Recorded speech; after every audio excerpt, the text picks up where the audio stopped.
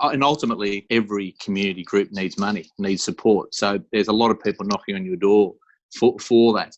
And we like to do a fair bit of homework before we commence getting into a local sponsorship.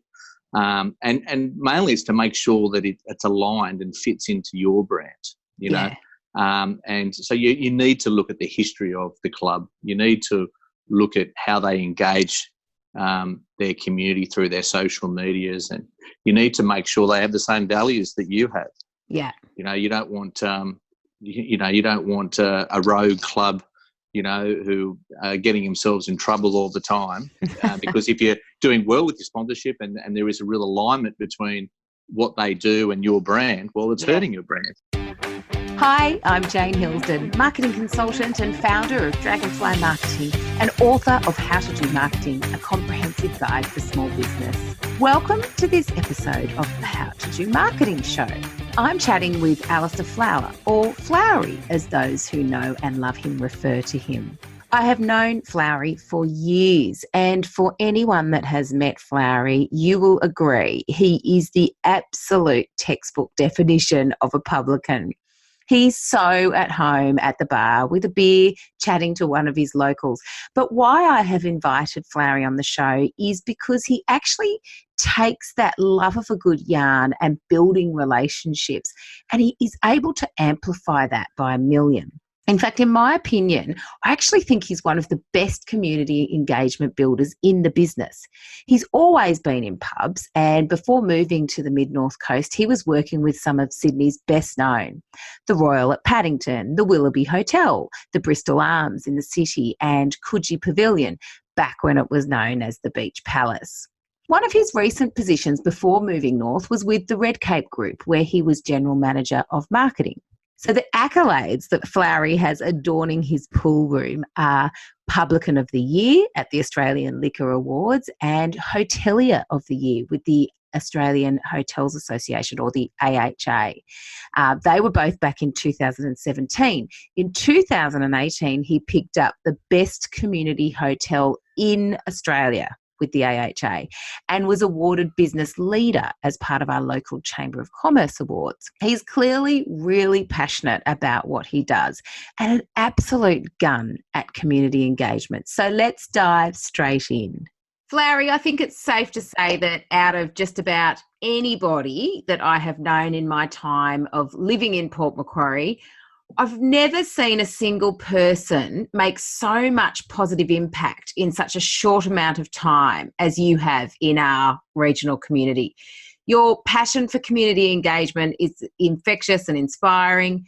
What drives you personally to engage so much with your local community? Well, thank you, Jane. I think before coming to Port Macquarie, I was working in pubs, as I've always done. I've worked in pubs forever, but I was working for a corporate company, and I certainly understood what community engagement was, but was never ever able to practice what I was preaching to all the pubs that were in our control. So I certainly basically studied this, is probably the best way to do it, and I was trying to develop our venue managers to do it. When I actually came up, bought the pub, Settlers Inn was our first, I was able to actually literally be in the trenches, literally within the community, and was just able to be basically on the front line and be able to do it that way. Yeah. And it's certainly something that every publican, you know, big or small, will suggest that being community-minded or centric is very, very important to businesses, and in particular regional businesses, where they are smaller communities, and you certainly can be making more of an impact with the engagement that you do. Yeah. So you were working in, I guess, the corporate pub life in Sydney, and wondering, and those that pub group had pubs throughout regional Australia, did it? Yes, as well. Yes, so had actually. Well, that was actually the Port Macquarie Hotel and Tacking Point. So I've actually been, and that was probably one of the things about when I came into Settlers. I already knew Port Macquarie very, very well. Right. But I was always the faceless guy sitting in my ivory tower in Sydney, trying to pull the levers on people, on managers who were up here. But clearly, when and that was just me as an executive manager. Yeah. When you're actually an owner operator, yes, and you're actually in the front line, it's a whole different story.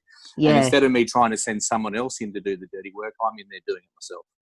So when you were saying you were learning, so you were sitting in the corporate ivory tower, you could see that the pubs that you looked after regionally needed, that community engagement. What were some of the things that you sat there and were frustrated about the fact that you couldn't actually get happening, and that you thought, right, when I get to town, when I get to Port Macquarie and open my own pubs, I'm going to do this? Like, what were the things that you'd identified weren't happening? Well, look, the number one thing for me that I've identified and learnt over time, and clearly learnt with a lot of mistakes, and probably one of the benefits of working for a big corporate, we tried everything, and we made a lot of mistakes. But you actually need to be very, very genuine with what you do. And it was very hard to try and get other people to do it where they didn't actually really, not necessarily believe it, but they weren't invested. They weren't invested in the outcome for what that was to look like. And when you are and look, clearly that's cultural, and that's obviously something that you develop over time, but very, very different when you're actually physically doing it and leading it yourself. Yeah. And, when that pub group had over 50 pubs, and clearly, we had to change a little bit of the position of how we sort of would interact with communities, because we didn't have 50 of me or 50 people in who had that real invested interest to go in and do it. Yeah. And we've got 5 businesses now, and one of the things that works for me is they're within a stone throw of each other deliberately, so I can be the one leading that community, which is ultimately the same community across. If it's Warhope or Lake Cat Eye or in town here, it's close enough to be heavily involved, which is I like to be. Yeah, yeah. And you're a publican by heart, by trade. Like there's everything about you is publican. You love a chat. You genuinely engage with the community. And you seem absolutely in your happy space when you're sitting at the bar sharing a beer with one of the locals. So can you talk about some of the community engagement initiatives that support that you've offered to the Hastings region since coming here? Is it 5 years ago? Yes, we're in our 5th year. Actually, we literally moved up here with our 3rd child, who was 6 weeks. So I try and work out my timing on her birthday. So we're actually we'll be 5 in December. Is where so just under 5 years at the moment. Right. Look, and very much, and go back to the old original thing I said. 50 pubs means that you have 50 different types of communities. Yeah. And different types of hotels have different demographics or different target markets or different brands. Yeah. So it never is in our industry. I don't think a one size fits all. No. And you really need to make sure you really understand the brand of each hotel and the demographic and what you are trying to achieve. Yeah. And, even for those in Port Macquarie who know, we've got the Settlers Inn, which is very family and sports and community. And I've got Fernhill Tavern, which is very tradie. Yeah. But also is very small sports and community as well. Different type of community, more of a tradie business community. Yeah, but some of those aspects certainly work there as well. Mm. So community sponsorship as a way of community engagement is one of the things that we really pride ourselves on doing well.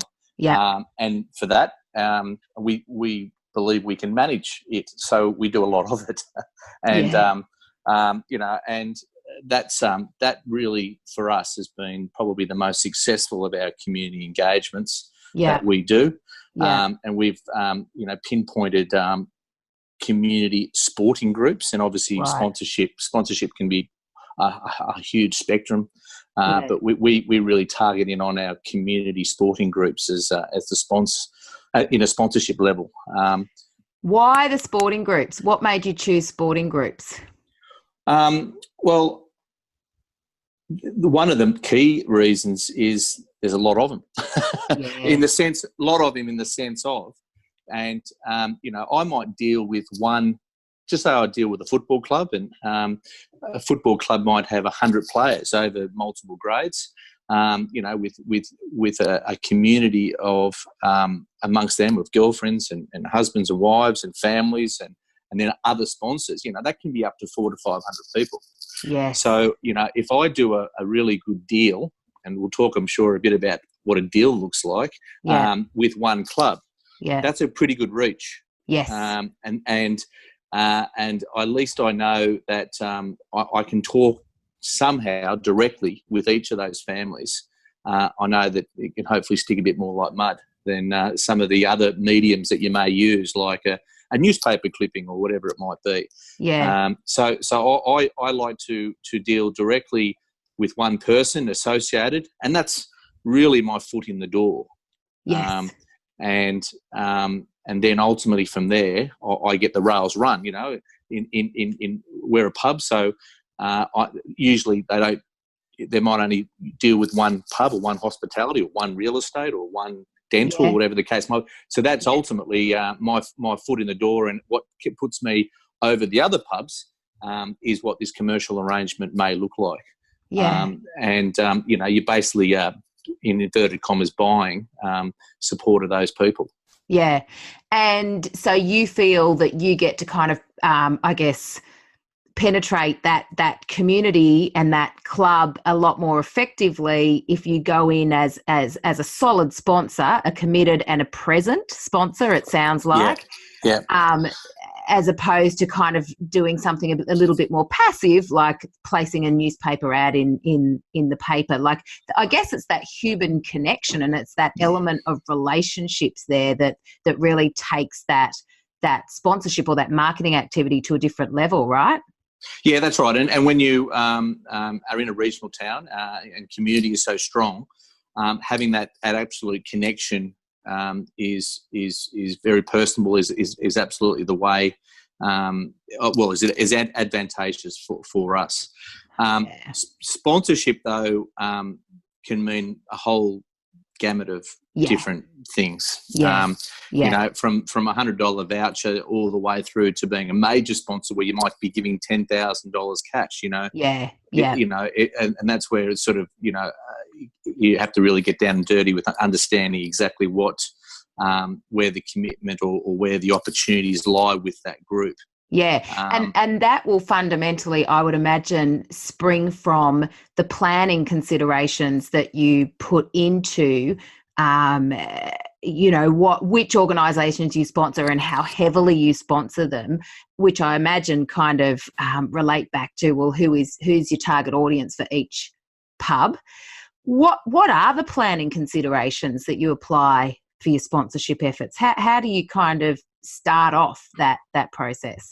Well, that's a good point. So, and ultimately, every community group needs money, needs support. So there's a lot of people knocking on your door for that, and we like to do a fair bit of homework before we commence getting into a local sponsorship, and mainly it's to make sure that it's aligned and fits into your brand. And so you need to look at the history of the club. You need to look at how they engage their community through their social medias, and you need to make sure they have the same values that you have. Yeah. You don't want a rogue club, who are getting themselves in trouble all the time. Because if you're doing well with your sponsorship and there is a real alignment between what they do and your brand, well, it's hurting your brand. So, you need to stay very close to that. Other sponsors, you look at other sponsors and other businesses that are associated. I always like to talk to a million people before I do a deal, just to really understand a lot of it. And this is a big part of it as well. And it's a challenging part because a lot of the sporting groups, they're volunteers. And sometimes, you really need to understand who's running the club at the time. And I often, as part of my sponsorship, depending on clearly, I like to sit on the committee and help. Not because if I can help them build the culture and camaraderie within the club, it clearly helps me as a licensed premise or a hospitality sponsor as well. So I like to help where I can, and they're people who have got full-time jobs and not much time, where I actually see it as spending good quality time actually helping them is good quality commercial sense for me at the same time. Yeah. So I certainly do get involved. And I also find that often when a community group comes to you with a sponsorship proposal, it's pretty templated. So I find that they do that because they're throwing out the burley to everybody. They're trying to get some sponsorship for their jersey. So I like to actually sit down with them and actually then understand what their template and what they're looking for and what their objectives are. And then I like to basically go through and create our own sponsorship, customize it, and that really makes sure that we can add a few additional things in there that might be measurable or might be things that we can put through the sponsorship that we can hold each other to account over the period. Yeah. And so it sounds like, you go in looking at who the leadership is within the club, and the people behind the club, not only on the committee but also on the team. Are there going to be rogues? What's the opportunity in terms of the ultimate reach? And then you start looking at the structure of the plan. What about for you? So you talked a little bit about the measurement. What's in it for you? Do you kind of, what are you looking at in the planning stages of, what am I going to get out of this? Yes, and if we go to measurement, which is an outcome of, a hospitality sponsor is probably sometimes a bit easier because, we can act a bit like their clubhouse or their headquarters. Yes. So we actually make it a lot easier to measure on what that looks like.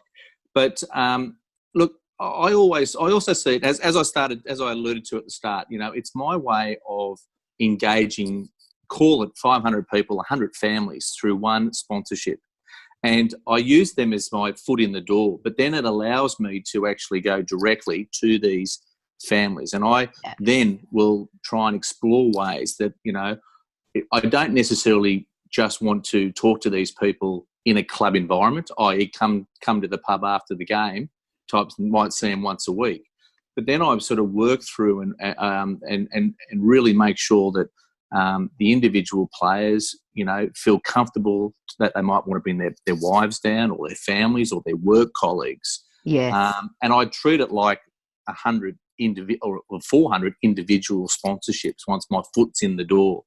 Wow. Where people can obviously go wrong with sponsorships is they might say, right, well, we've done a deal here. I've got my templated contract. Okay, they want $1,000. Here's my $1,000, and then I sort of sit back in my desk and go and just wait for everything to the money to come through. And ultimately, the thing is that doing this sponsorship like this is an agreement is literally a foot in the door. Yeah. It's actually then once you do that, and that's why I like to bestow my agreements. Yeah. And I put measurables in place, and I make sure that I'm very transparent. Yes. With them in regards to expectations. Yep. But it really I make sure that I'm engaging the club throughout the whole season. It actually means that when the first couple of weeks, I might be going down with a case of beer and cooking the local barbecue after training. Wow. Or, I'm there looking at a way that I can give a man of the match award, or offering a place to have a function or a committee meeting. They can looking at all the other different ways that I can make sure that I'm present. I'm making sure that I'm engaging them through the social medias, talking about them and how the first graders went, or how little Billy's under 5 teams has gone, and making sure, which again all fits into my brand of being community and family. and just making sure that I pinpoint that right across every medium. So, which is awesome that you get, down and like that is so extra in terms of your commitment to that sponsorship. Like, how do you, because now you've got 5 pubs and I'm assuming that there's a sponsorship plan and strategy and framework for all of them. When you've got 5 businesses to run, do you have a limit as to how many sponsorships that you can commit to in that depth? And look, a lot of places will come in with a budget. I've got $10,000 to spend with community sponsorships. And if you're in a big corporate, that's probably a non-negotiable. I like to look at each. If there's 15 sponsorships wanting X amount of dollars, I don't mind having a look at it because as I said, I've got so many parameters in place to make sure that I can hold both them and us accountable. That we the relationship's solid and we're actually getting a solid return for it. But what about the time? The time involved? Time involved, my time, our time, and clearly, as I said, I'm leading here, and I certainly would know every president, I know every captain, I would know most players in a lot of the teams, but I also develop the rest of my staff to do the same.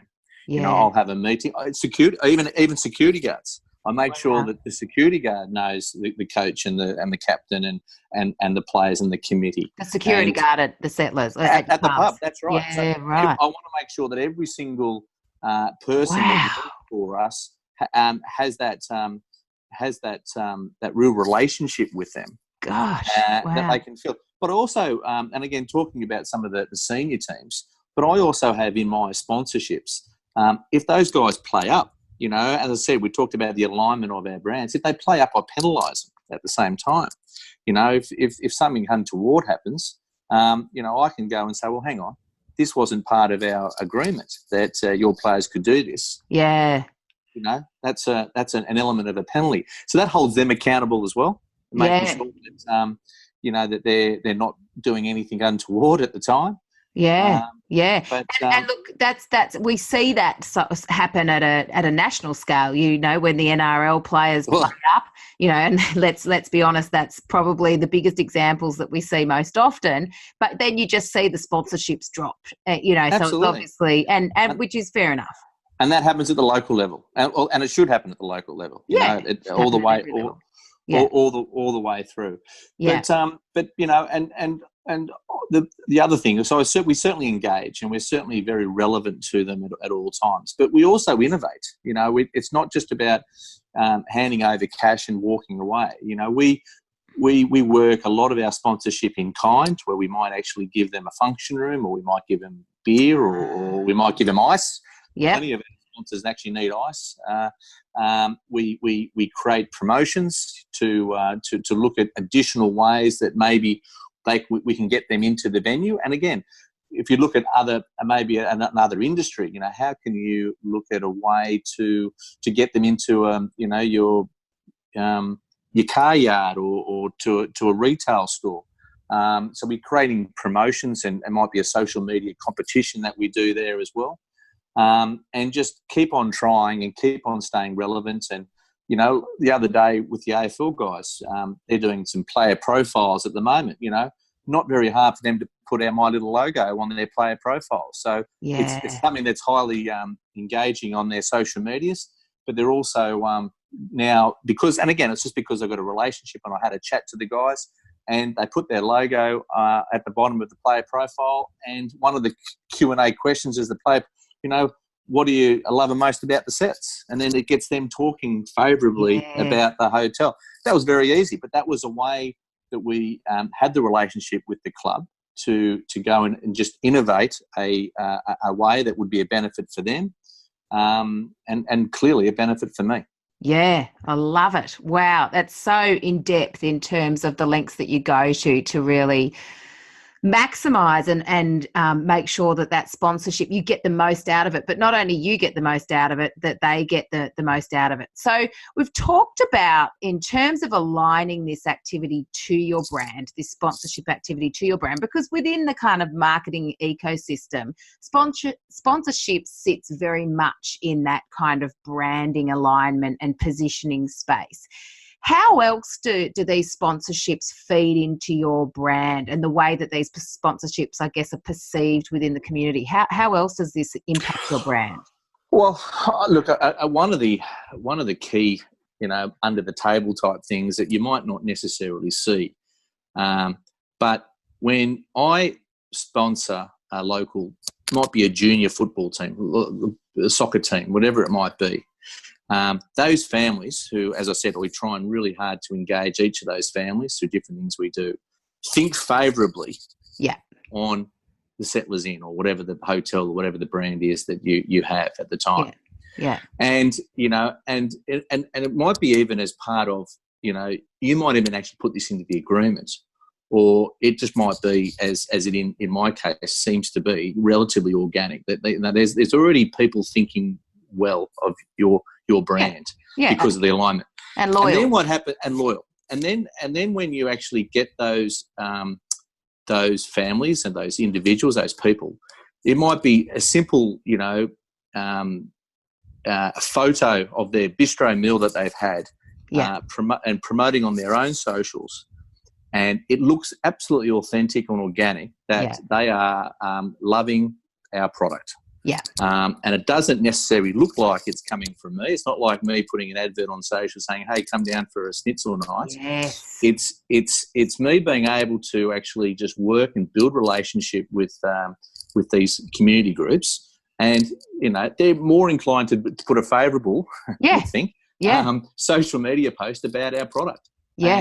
And that's probably that sort of element there is one of our key successes. Yeah.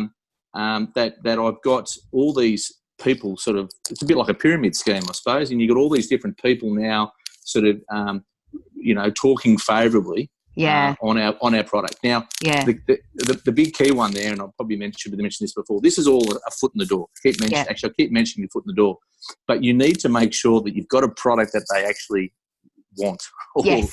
Yeah. That's only the foot in the door. You've got to actually have a company or a business or a service or an offering that actually is actually something that people want and love. So I always speak to these businesses, these community groups about what can we do better, what can we do, because I want to make sure that they don't feel like they're obligated to come to the pub.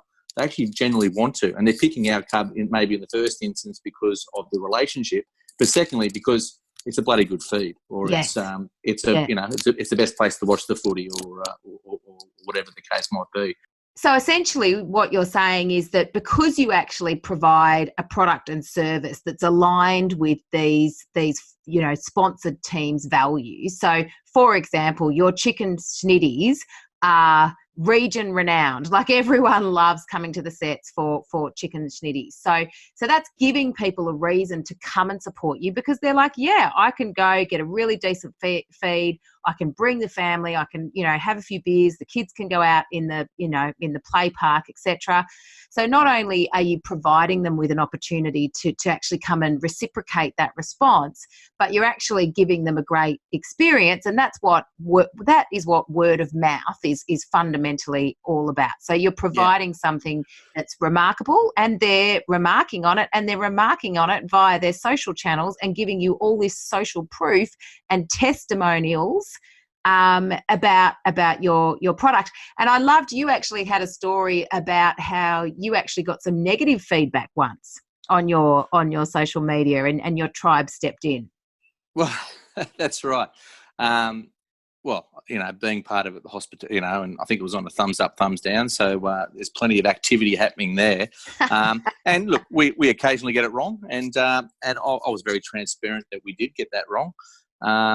And ultimately, and as you find a lot, is I get a lot of additional people that like to chime in and support support what we do, and making sure that they make themselves well known, And look, ultimately with these sponsorships, we doing the initial engagement and sponsor is literally the foot in the door. It's a way to get you out of the noise of the rest of the pubs or your opposition. Yeah. Then what ultimately happens then is you need to be able to back it up with the good service. Yeah. And and then it'll be sustainable. Yeah. Far probably beyond when the sponsorship goes, and a winter sponsor, they're still coming in at Christmas and ongoing from there. That's and they right. become, and because there's a real authentic engagement there from me and from our staff, they just love the belonging of what we do. Yeah. And they feel, and that's what we, again, when you bring it back down to when you get some negative feedback on the socials, they do feel like they want to chime in because, they feel really a part protective. of. Yeah. They're protective of something that they're part of, and yes, they, it is that really, real tribe. Yeah, that's right. That tribe mentality. So you've spoken a little bit about how you choose the sponsorship opportunities that you say yes to. When you're approached, because let's face it, small businesses and large businesses, I think every business is approached by so many people and asked whether they can be sponsored or whether they can have donations or whatever.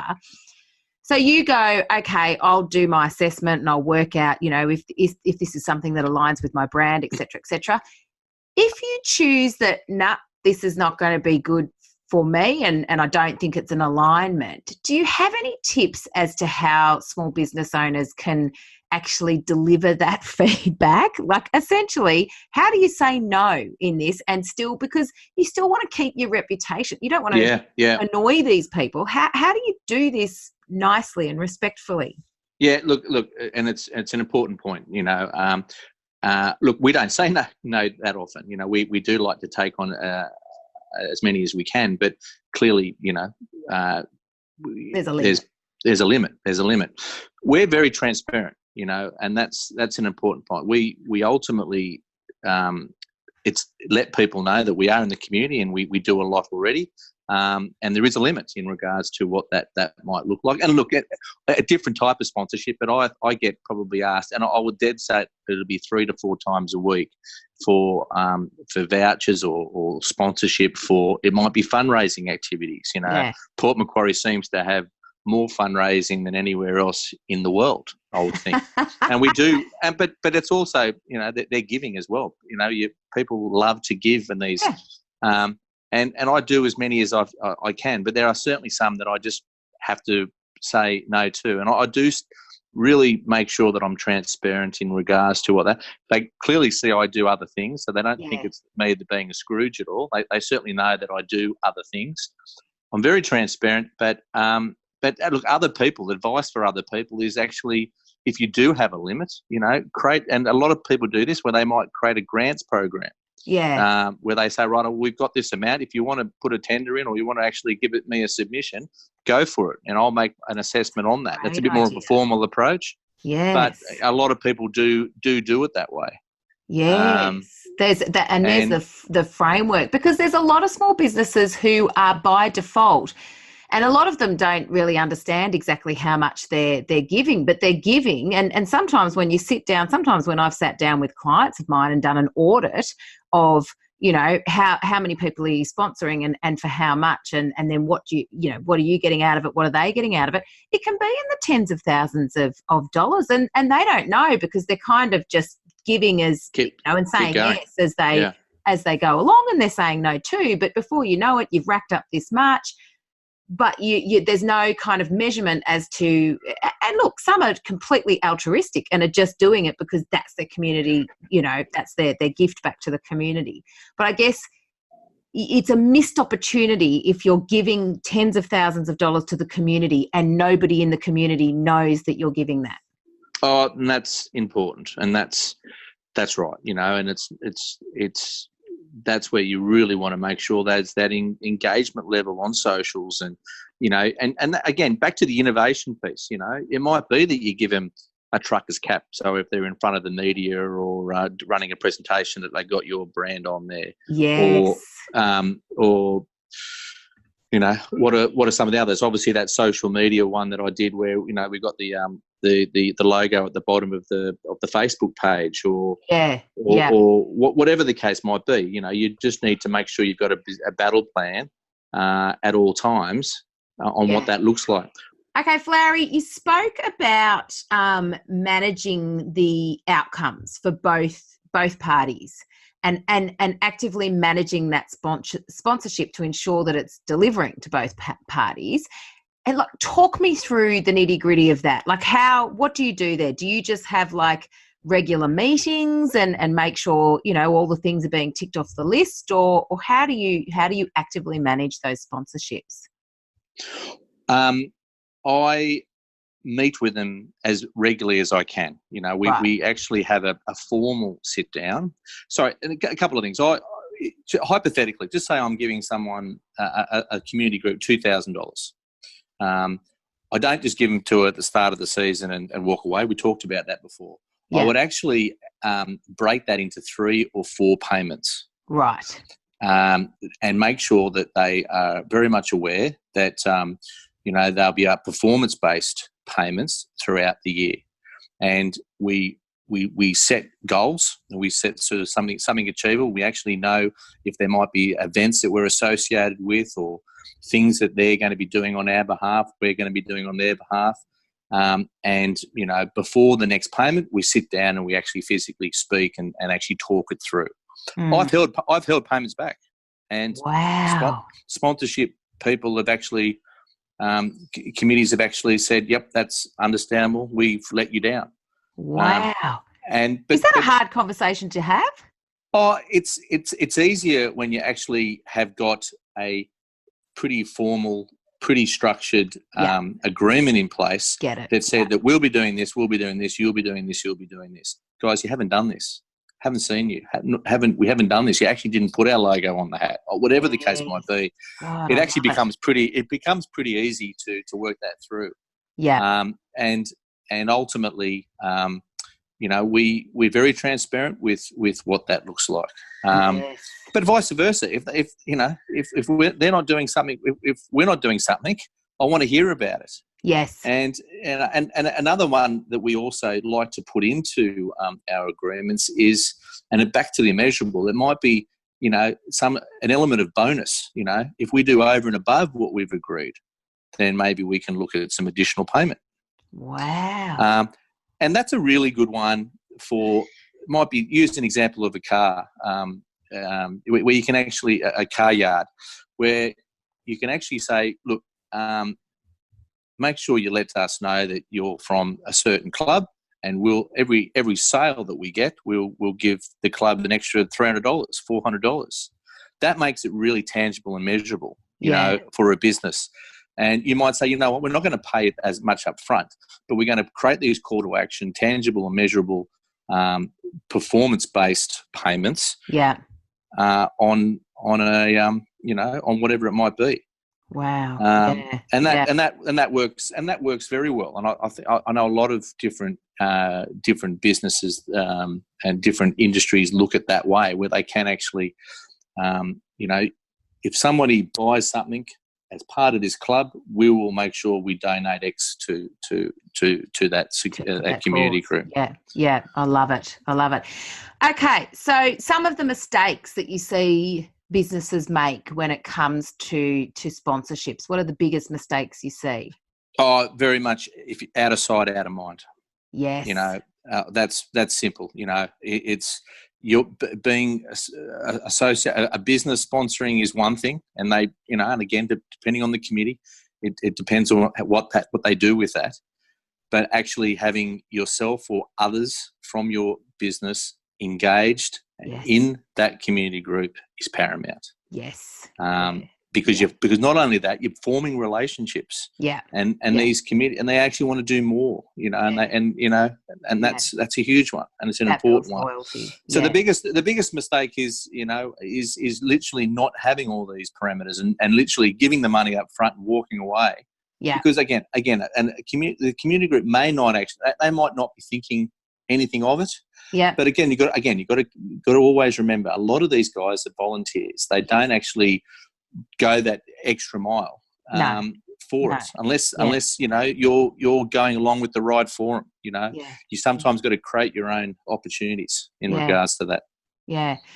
And what about top 3 tips?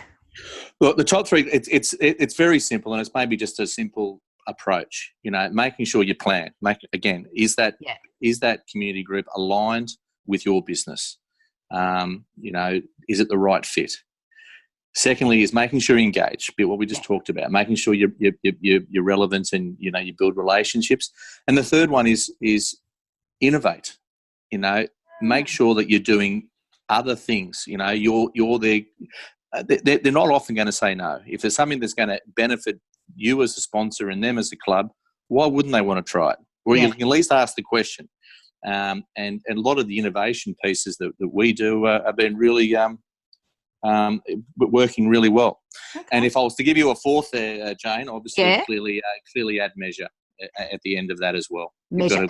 Yes. And look, I agree. And with any marketing activity, I think the measurement is sometimes the piece that people leave off. And so in that regard, what are some of the measurements? Because sure, like you've spoken about, bums on seats and getting people back, into the pub.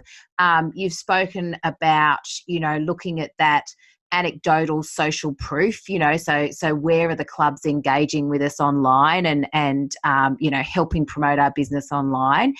What other metrics and measurements are you looking at, or can other businesses perhaps look at to judge whether their sponsorship dollar is actually making a difference? Well, and again, back to hospitality, we're relatively easy. It's quite easy to measure because they actually like to come back to our venues, and we're actually taking it a step further where we're about to create a loyalty card. Yes. So everyone, and how easy is that going to be for us? Every time one of the Port United soccer guys comes in, he's using his card, and I'll be able to say, well, I know exactly how much revenue we made through these 100 cards that you guys have. And, we'll be able to even pinpoint some members of teams that don't come in just because we'll be able to see that. So we can hold a lot of people accountable in regards to that. Well, and that's probably taking a leaf out of the big club books. I'm sure that's they certainly know what people are doing and when they're doing them, and they'll be encouraging people to come in and use their cards, and we'll and again that's where we'll also reward for when we actually see the loyalty there and we see the spend there, we'll do something commensurate, make sure that we're giving added over the top of that. But I'm assuming you'll leave a bit of a percentage of for error. So just assume that there might be three people on the team who might not enjoy going to pubs or whatever. Like, are you planning to penalise? No, certainly not. And look, I've seen places that do that. No, it's not. And look, because there's a lot of hard and fast. And again, back to when we were in the corporate world, that's sort of a measurement we would have to take because we're not there managing that relationship, and you'd have to actually do it at that hard and fast. Wow. I know I've got a very good gut feel of who's in there, who's not there, and who's using and who's not. Yeah. I incentivize these clubs if they have a function. I give a $50 back to the club every time there's a function at the venue. I know exactly who's using and who's not. And again, I'll keep probably going back to, it's always important to make sure that you create your own destiny with innovation to make sure that you're maximising those opportunities.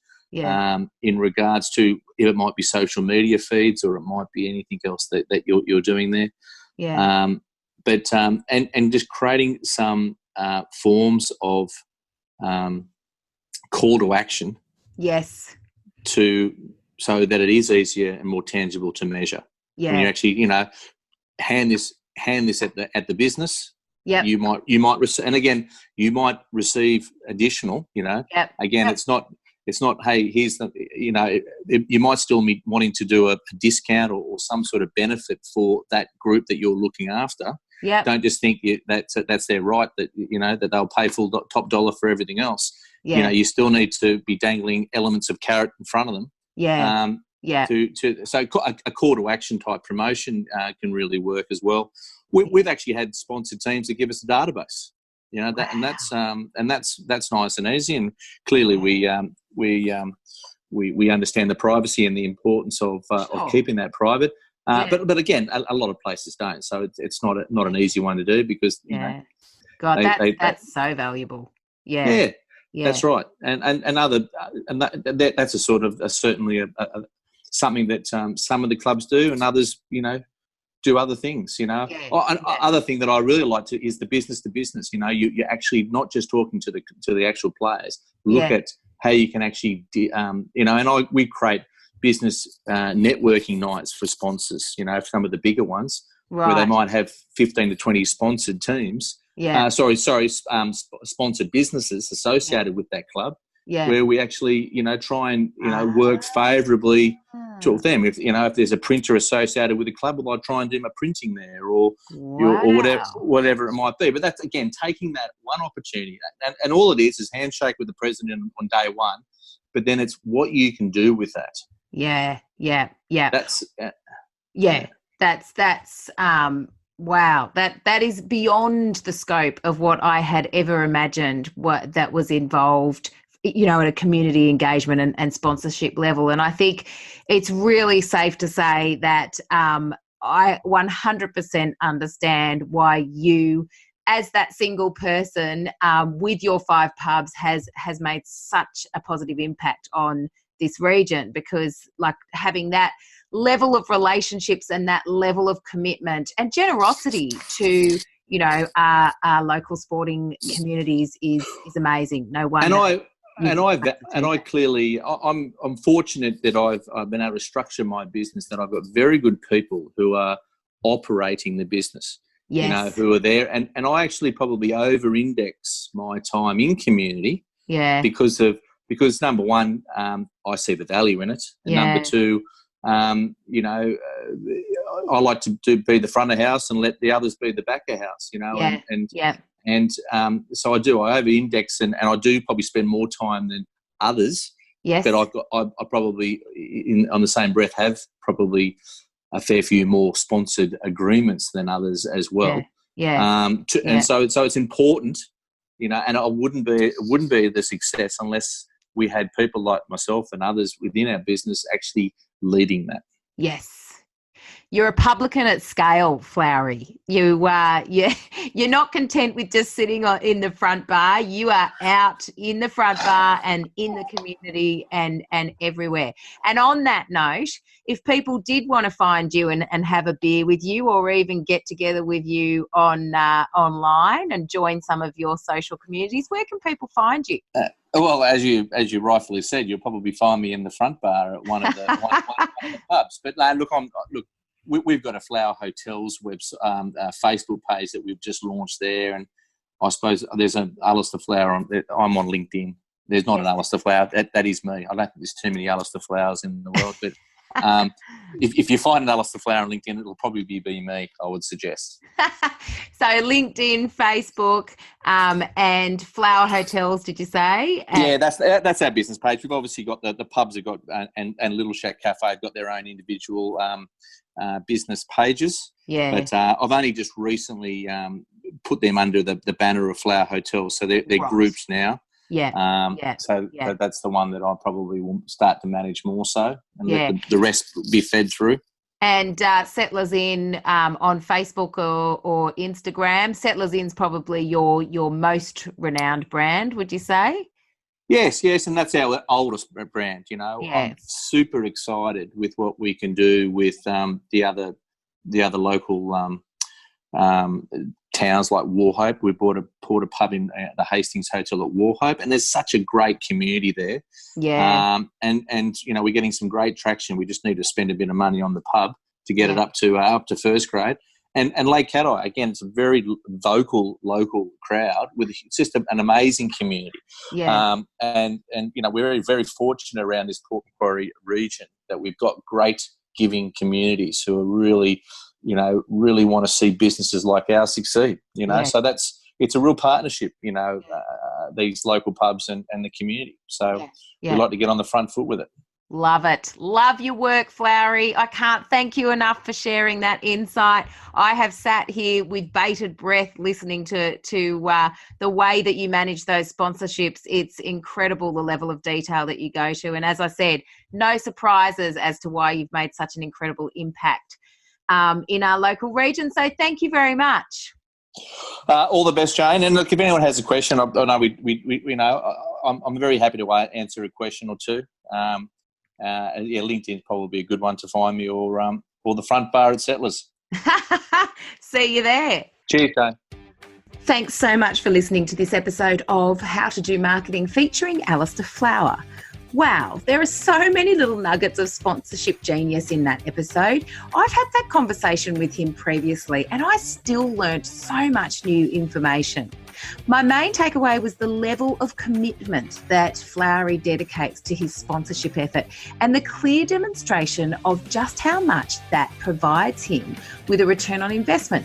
Seriously, there is not a person alive in this region that does not know Alistair Flower and his pub, The Sets. The pub is absolutely pumping all of the time and his socials are insanely well engaged with. Flowery's insight will be really useful for both sporting communities seeking funding as well as small business owners looking to maximise their sponsorship opportunities. So if you are part of a community that you think might really enjoy this episode, share a screenshot of this episode with them and have them subscribe to the podcast. There's so much more of this top marketing advice to come. Until next time, happy marketing. You've been listening to another Morgan Media production.